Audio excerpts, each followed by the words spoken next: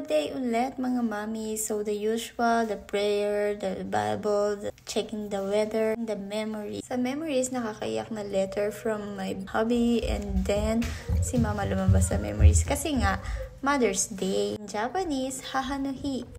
Inayos niya yung pajama ko kasi sabi ko nangangati ako dun sa mga letters na nakadikit. Tapos ayun, wala na namang katagura ng kilos ng inyong ina. Habang good mo naman ang dalawa kahit na medyo hindi pa rin magaling.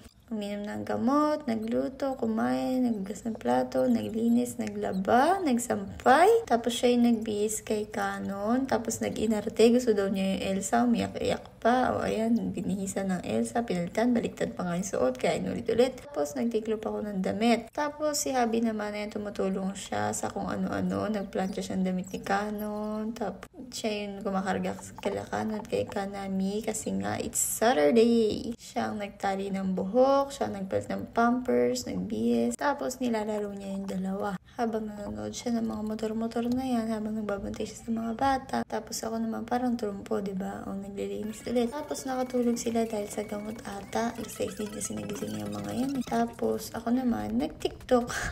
Mukha namang ingot. Ewan ko dyan. Wala magawa habang hinihintay ko sila kasi mag-grocery nga kami. So, nag-Netflix at nagising na nga yung dalawa. Tapos, nag-grocery na kami. Ano nga ba yung mga pinamili ko? Nasa ibang video yun. Tapos, late na, mag-alauna na kaya pumidaskohi na kami ng lunch. Tapos, pinag-drive niya ako pa uwi. Tapos, pag uwi, ayun, si Canon gusto kumain ng snack. Kaya, binlag na din namin yun.